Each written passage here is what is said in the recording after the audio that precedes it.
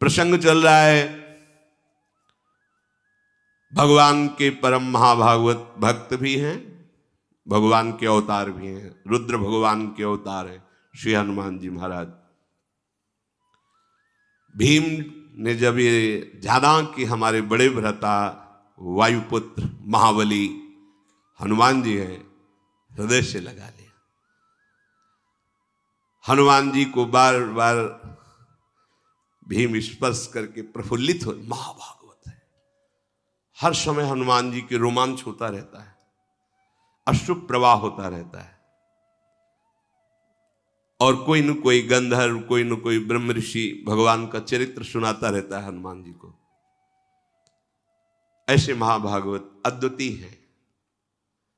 प्रभु की सेवा प्रधान धर्म, रोम रोम में सिया राम जिनके बसे हुए हैं। यत्र यत्र रघुनाथ कीर्तनम तत्र तत्र कृतमस्त कांजिलम वाष्पवारि परिपूर्ण लोचनम। बड़ी अपार श्रद्धा है महाभागवत। जो हनुमान जी को किसी शक्ति विशेष का रूप देख करके फिर वो ये बात नहीं समझ पाता। महाभागवत प्रेम प्लावित हृदय, हर समय प्रभु के प्रेम में डूबे रहते हैं। इसलिए कदली वन में एकांत, कभी भगवान के चरित्र को सुन रहे हैं, कभी भगवान की नाम कीर्तन में, कभी रूप में, कभी उनके लीला गुणों में डूब करके अश्रु प्रवाह करते रहते हैं। भीम जी बार बार स्पर्श कर रहे तो बहुत सुख मिल रहा है। महाभागवत के स्पर्श से परम सुख मिलता है। भीम जी की भी आंखों से अश्रु प्रवाह हो रहे, क्योंकि रंग चढ़ता है ना। बार बार हनुमान जी के चरणों में प्रणाम करते, फिर खड़े हो जाते, फिर दर्शन करते, फिर प्रणाम करते। आहा, आज मेरे समान कोई बड़भागी नहीं, भीम जी कह रहे, क्योंकि आज मुझे महाभागवत ज्येष्ठ भ्राता महाबली हनुमान जी का दर्शन हुआ। आपने मुझ पर बड़ी कृपा की, अपना जान करके आपने दर्शन दिया। अब एक प्रिय कार्य आपसे कराना चाहता हूं। मेरे हृदय में जब मैं आपकी चर्चा सुनता तो ये लगता कि मैं अपने भ्राता का वो रूप कब देखूंगा जो लंका में प्रकाशित किया।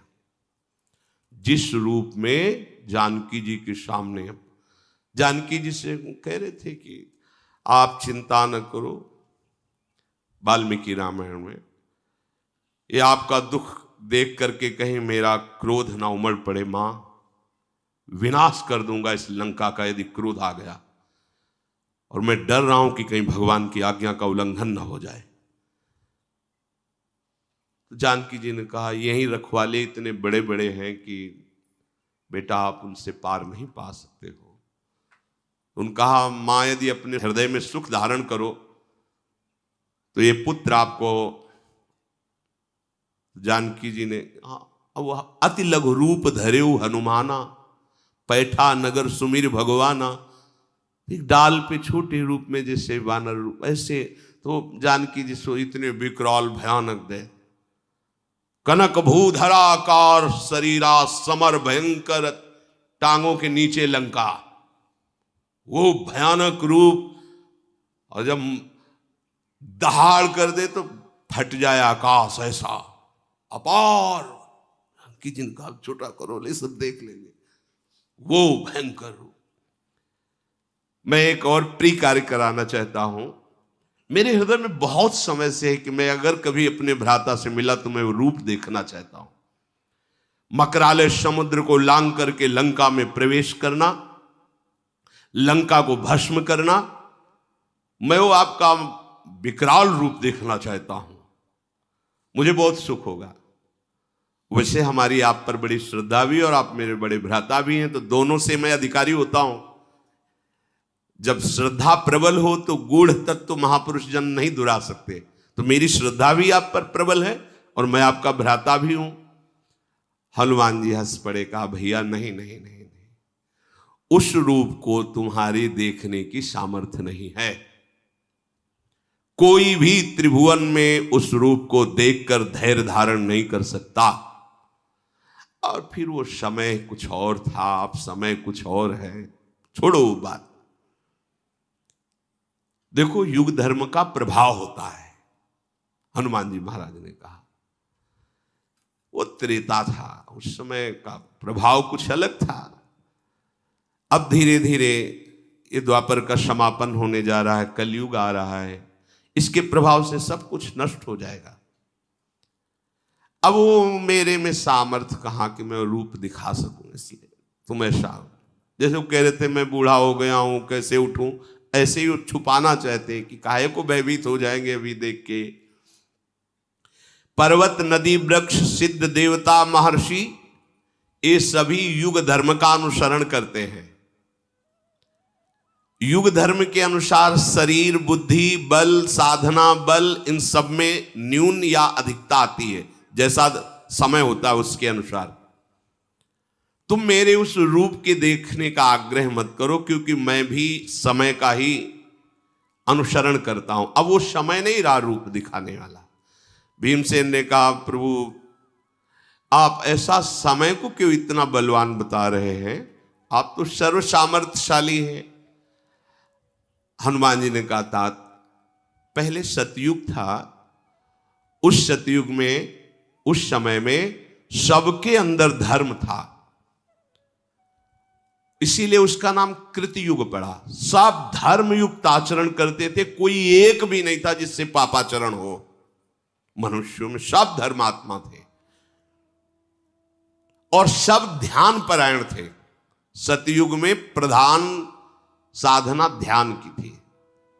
तदाकार वृत्ति प्रभु में कृतम एव सर्व शुभम यस्मिन युगे कृतयुगे, जिसमें केवल शुभ ही शुभ धर्म में कर्म हो उसका नाम कृतयुग मतलब सतयुग। कहीं भी किसी व्यक्ति में धर्म का ह्रास नहीं देखा जाता था। माता पिता के रहते हुए संतान कभी नहीं मरती थी, लेकिन समय का परिवर्तन सबका परिवर्तन कर देता है। धर्म का ह्रास होने लगता है, माता पिता के सामने बालक मरने लगते हैं। कृतयुग में कोई द्वेष नहीं करता था, भेदभाव नहीं था। किसी भी अन्न का दूध का क्रय विक्रय नहीं होता था, बेचना खरीदना ये सब। ये तो हम अपने बाल्यावस्था में भी ऐसे कुल में पैदा होकर दूध बेचता है, अपराध सा साबित होता था। गाय का जिससे दूध आदि ये तो व्यवहार में बंटता था। 8-10 जैसे गाय है तो आसपास के 2-4 लोग दूध ले जाना मठा ले जाना, ये ऐसे व्यवहार में, बेचने का नाम नहीं। दूध घी बेचना मतलब एक तरह से न्यून माना जाता था, ये ठीक नहीं है, वो अपने धर्म से नहीं चलता, दूध बेचता है ऐसा माना जाता था। इस युग में जो कृतयुग है इसमें कभी किसी को रोग नहीं होता था, इंद्रियों का बल क्षीण नहीं होता था, क्योंकि कोई अधर्म नहीं करता था, कोई दोषों को स्वीकार ही नहीं करता था, किसी में दोष दिखाई नहीं देते थे, कभी किसी को दुख से रोते हुए नहीं देखा गया।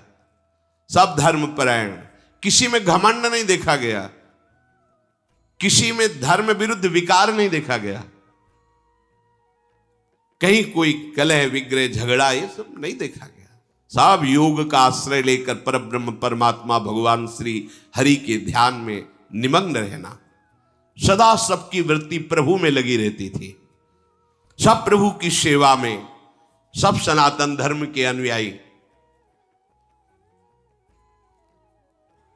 अब जब त्रेता लगा तो उसमें एक चरण का धर्म का नाश हो गया।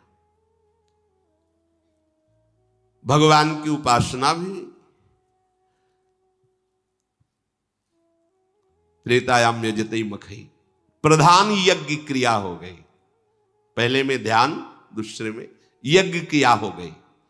यज्ञ करना, धर्म करना, सत्कर्म करना, संकल्प करना, वेदोक्त दूसरों को दान करना, ये ऊपर नहीं।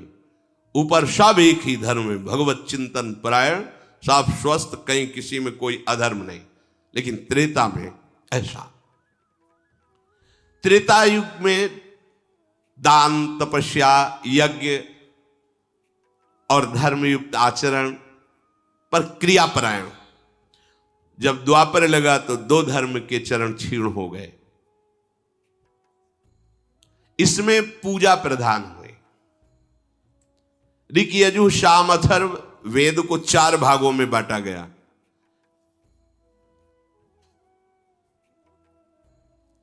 बुद्धि का, सात्विक बुद्धि का धीरे धीरे क्षय होने लगा, जो दिव्य निर्णय कमजोर होने लगा। सत्य से भ्रष्ट होने के कारण द्वापर में ही अनेक रोगों का प्रादुर्भाव हो गया। मन में विशुद्ध कामनाएं पैदा, जहां भागवतिक होती थी, ये आराधना, वहां भोग कामनाएं पैदा होने लगी। बहुत से दैवी और प्राकृतिक उपद्रव शुरू हो गए, रोग आदि शुरू, ये कृतयुग में नहीं थे। अब जो आगमन होगा भी कुछ दिनों बाद, हनुमान जी कह रहे, क्योंकि भीम से बात करें, ये द्वापर का अंतिम चरण है। ये जो कलयुग आएगा तो इसमें एक ही चरण रह गया, 3 चरण धर्म के नष्ट हो गए। इसमें प्रायः लोग तमोगुणी और रजोगुणी ही रहेंगे। भोग वासना की प्रधानता रहेगी, उपासना की नहीं। तभी तो कोई बिरले। वैदिक सदाचार लुप्त। व्याधि, आलस्य, प्रमाद, क्रोध, हिंसा, दोष, शारीरिक रोग, मानसिक रोग, भूख, प्यास, भय, उपद्रव, ये प्रधान गुण हैं कलियुग के। ये प्रधान गुण हैं। इसमें कलियुग में धर्म का धीरे धीरे पूर्णतया ह्रास हो जाता है। अब किसी को डर लगता है क्या कि मैं किसी महात्मा के विषय में क्या बोल रहा हूं? कुछ नहीं, कोई भय नहीं। पैसा मिले, कुछ भी दिखाना पड़े, कुछ भी बोलना पड़े, किसी को भी कोई भय नहीं।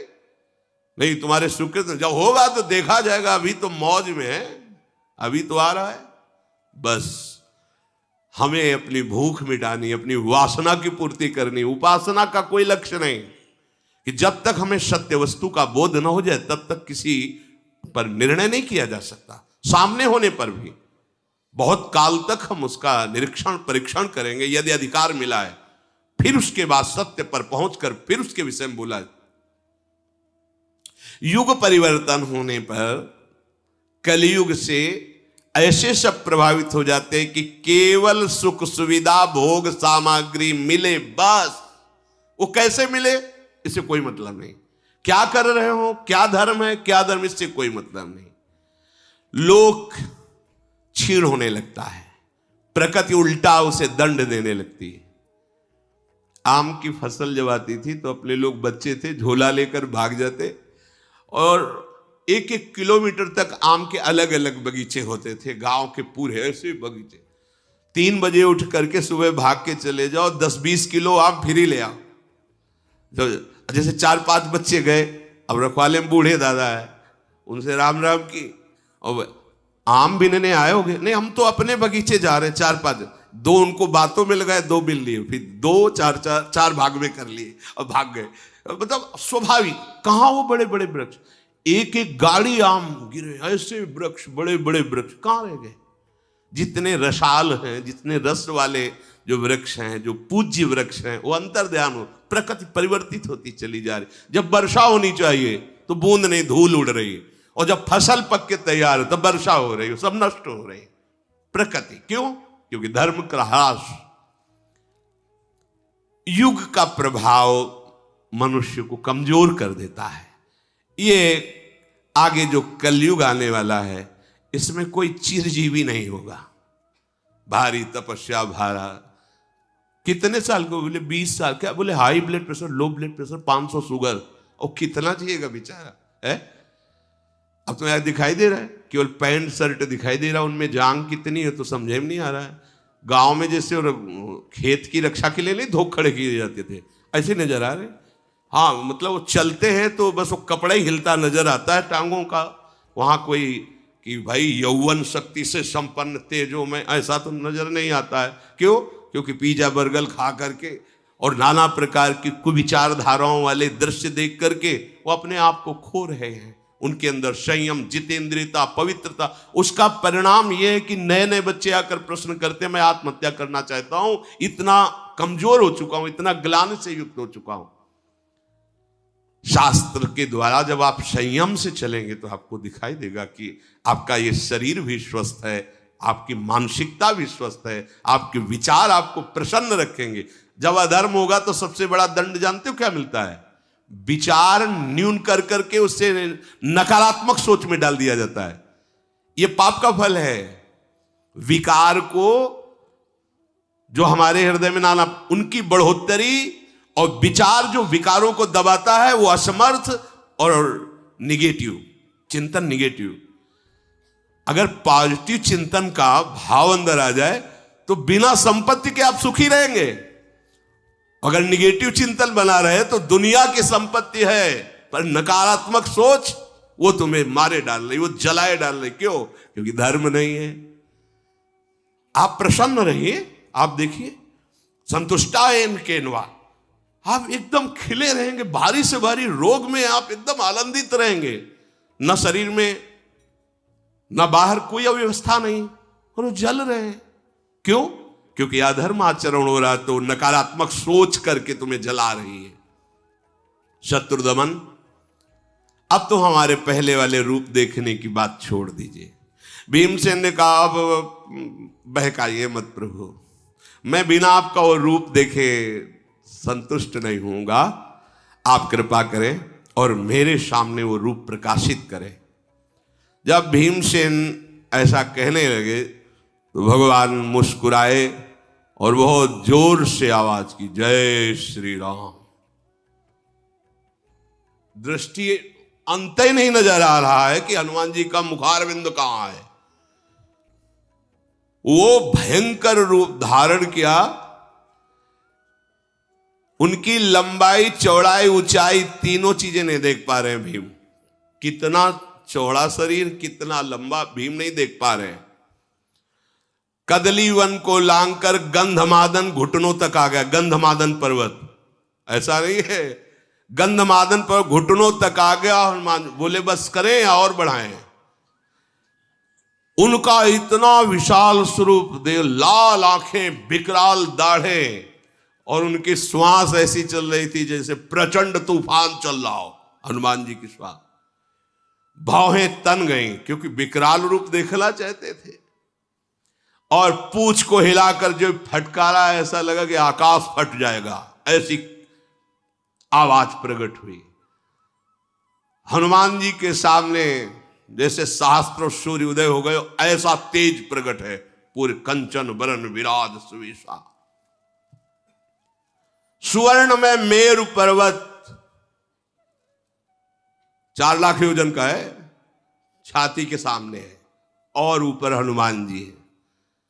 भीमसेन की आंखें बंद हो गई, घबराहट पैदा हो गई। हनुमान जी मुस्कुरा कर कहे कि मेरा ये स्वरूप अभी पूरा नहीं है। इतने में ही तुम्हारा हृदय घबरा गया, आंखें बंद हो गई। मैं इससे दुगना भी बड़ा हो जाऊं,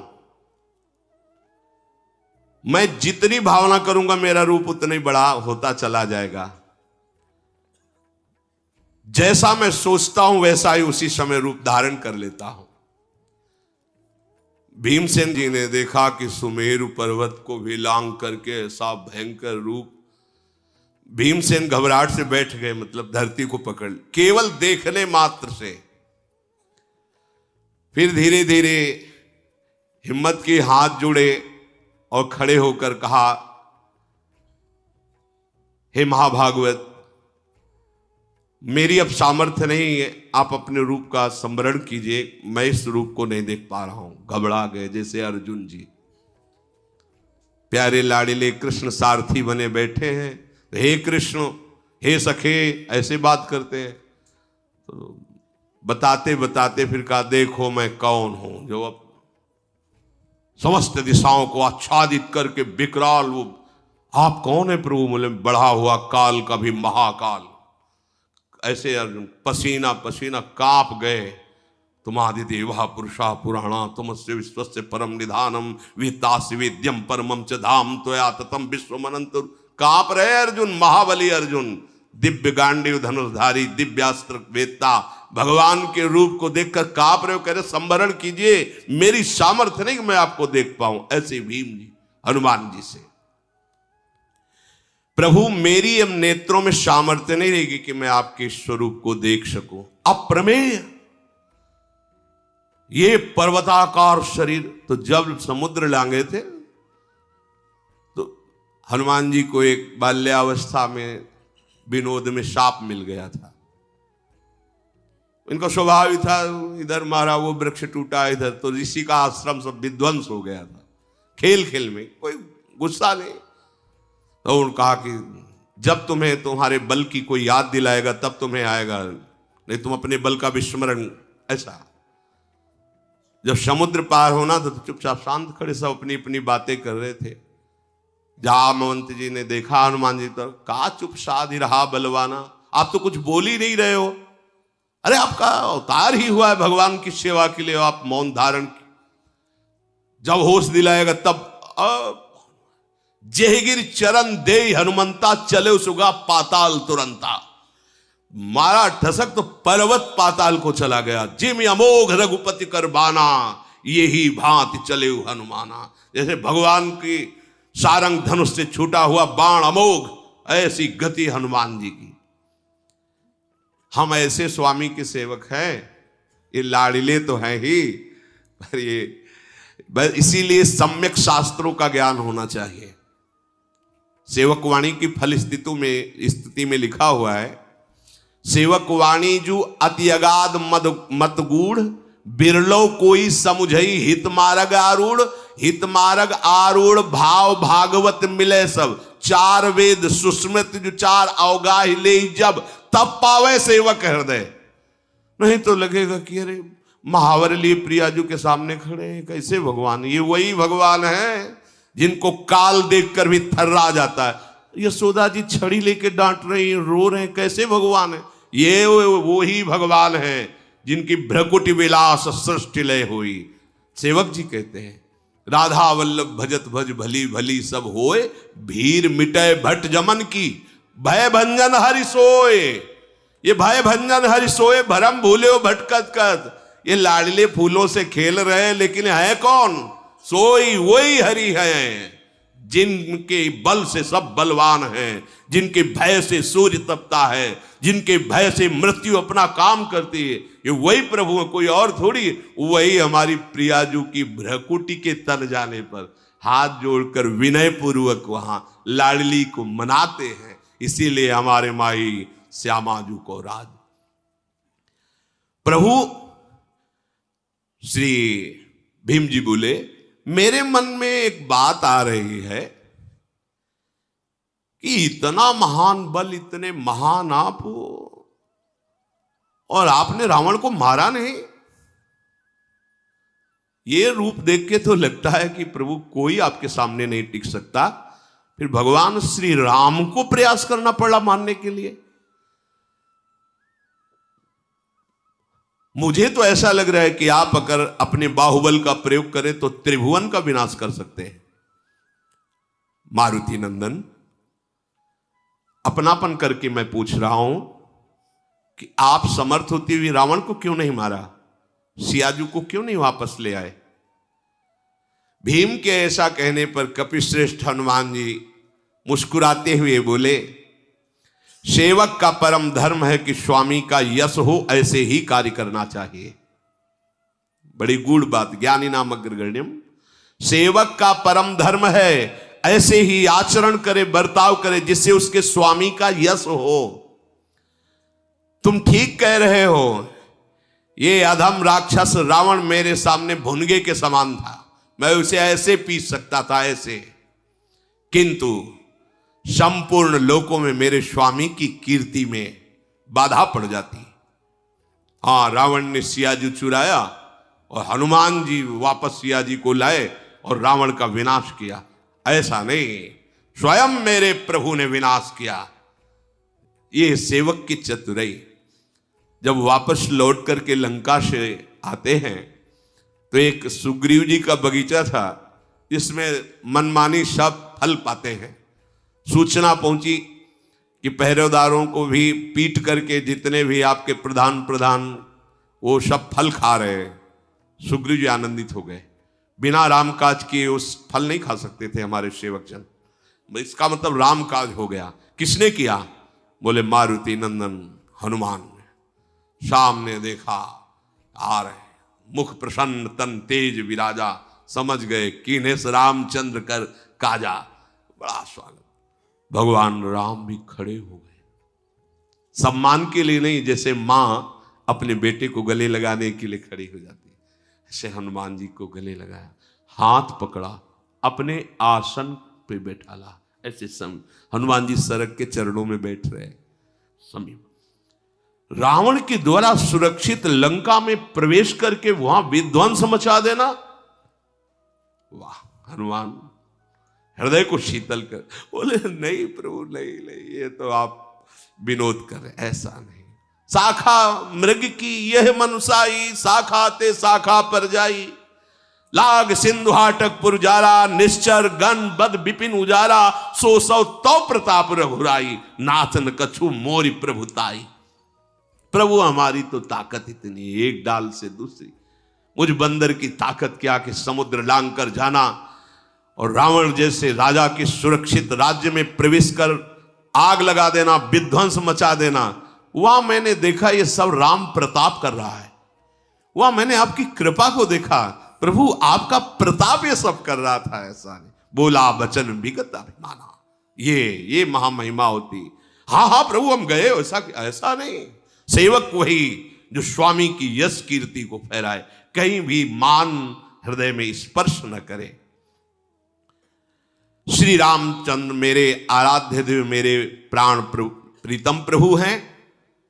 सेना सहित जब रावण का वध किया, सीता जी को वापस लाए तो उनकी कीर्ति हुई, मेरे स्वामी की कीर्ति हो, यही हमारा परम धर्म है। नहीं तो रावण मेरे लिए भुनगे के समान था। उस रूप में कह रहे हनुमान जी। बालक ही थे ना, वो मां से कहा, मां मुझे भूख लगी है, कुछ खाने को दो। तो बोले जो लाल फल, सुबह का टाइम था, वही पाना, मतलब मीठा लगेगा, अच्छा रहेगा। तो आकाश की तरफ देखा तो लाल लाल अरुणोदय हो रहा था, भगवान सूर्य लील गए। अरे सब देवता प्रकट हो गए महाराज, अब ये कोई फल है खा ले? बाल्यावस्था में सूर्य भगवान को मुख में ले। महाबली महाप्राज्ञ, तुम अपने भाई का प्रिय एवं हित करने में तत्पर रहो।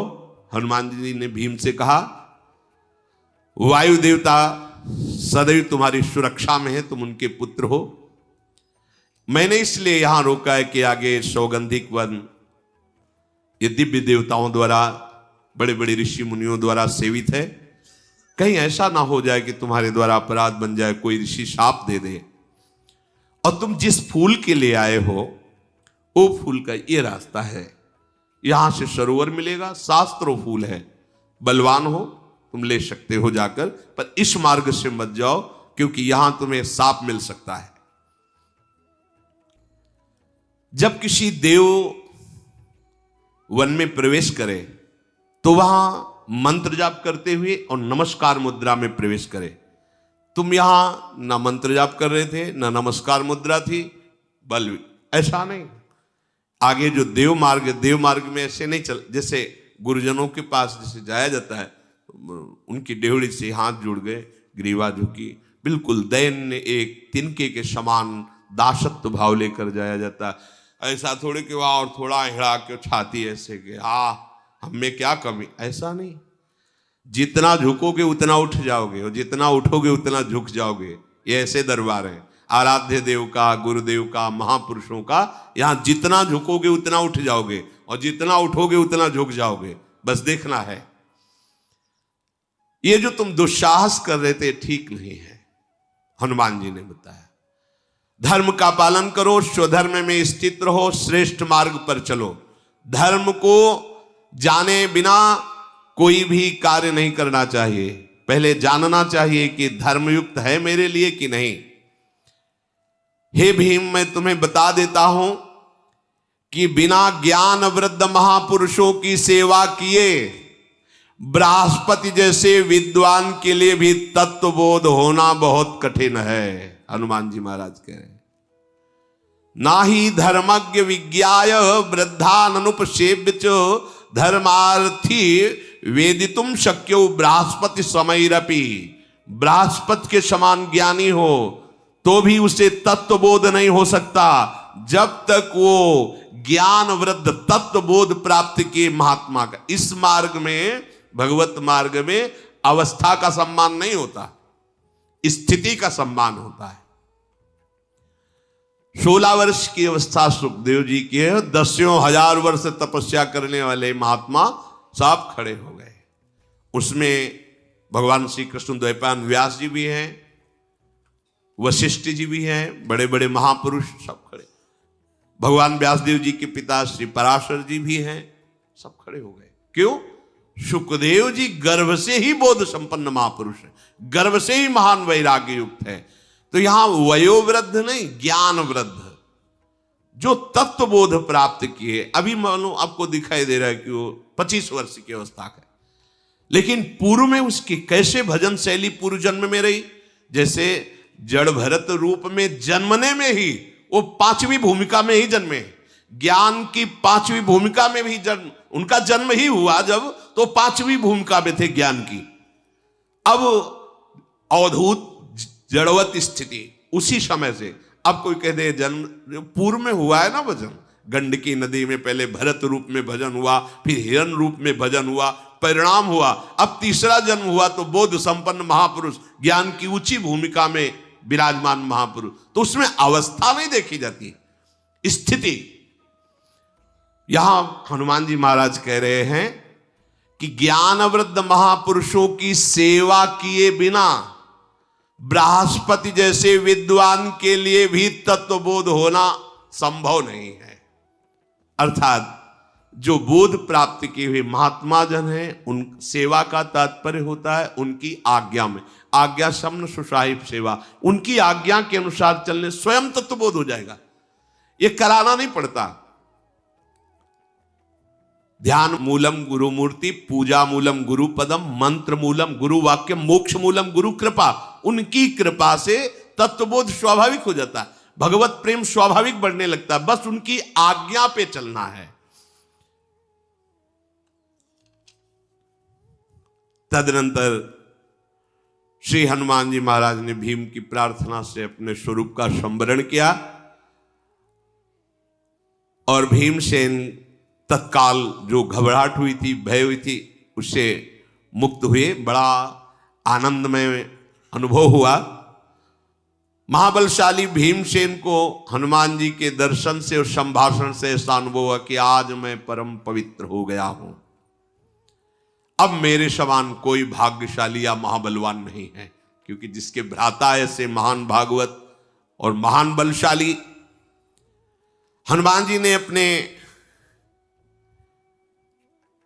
प्रेम भरे नेत्रों से गदगद वाणी से भीम से कहा कि भीम अब तुम वापस चले जाओ और बातचीत के प्रसंग में कभी किसी को मेरे इस स्थान का परिचय मत देना।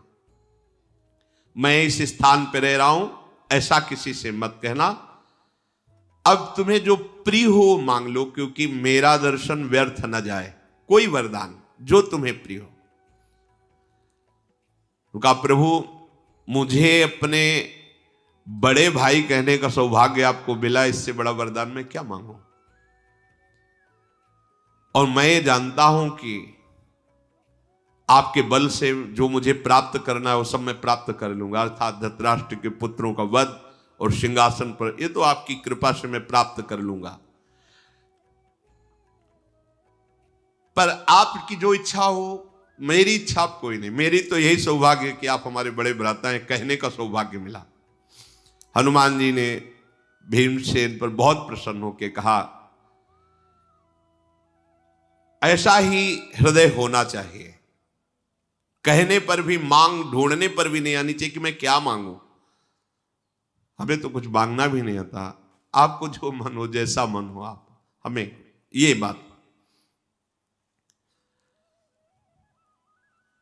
आज पांडव सनाथ हो गए भीम तुम्हारे जैसे को प्राप्त करके।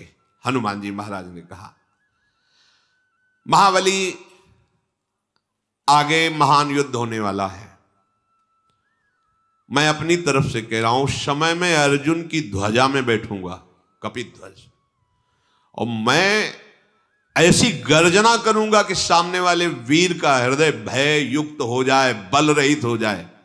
वो मारा तो मेरी ही गर्जना से जाएगा, निमित्त मात्र अर्जुन बनेंगे।